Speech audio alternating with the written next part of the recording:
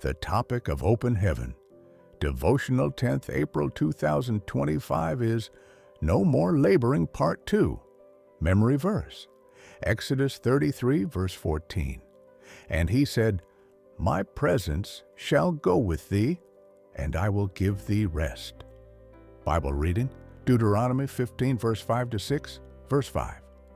Only if thou carefully hearken unto the voice of the Lord thy God, to observe to do all these commandments which I command thee this day. Verse 6. For the Lord thy God blesseth thee as he promised thee, and thou shalt lend unto many nations, but thou shalt not borrow, and thou shalt reign over many nations, but they shall not reign over thee. Message for today. Yesterday I explained that laboring means working so hard and having little or nothing to show for it. Work is easier when there are results. When I go for Mount Zion Hour at the RCCG headquarters, where I have to lay hands on thousands of people, it is hard work, but I don't mind because testimonies follow. When a pastor fasts, prays, preaches, and follows up converts with all of his or her strength, yet the church does not grow, it is a terrible experience. I know this because I have experienced it. In the early days of my ministry, God promised that I would lead a mighty end-time army, but I couldn't see the army. The church congregation would increase by 2 members in 1 week and decrease by 4 the next week.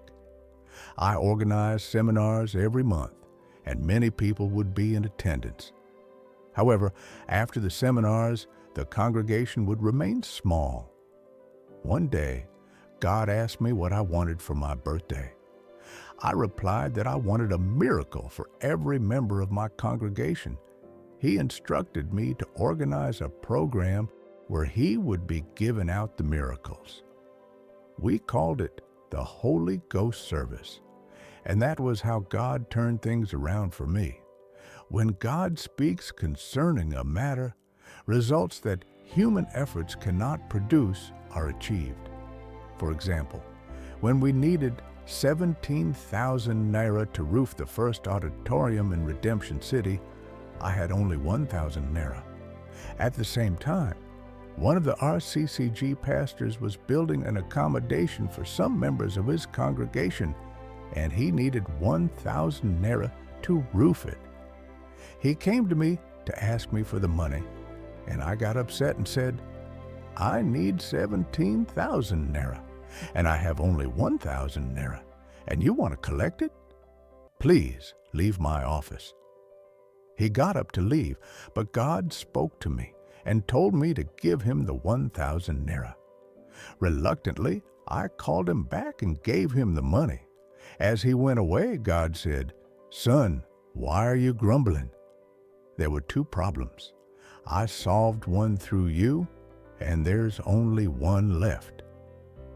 Before the day ended, somebody came from another state in the country and said, I have just collected rent from my tenants, and God said I should bring everything to you. The money was exactly 17,000 naira. When you hear God's voice, obey him and leave the rest to him, because your rest from labor and toil lies in your obedience. Key point. God's voice brings rest, but you won't enjoy that rest until you obey all he says. Bible in 1 year. 1 Kings 3 verse 5.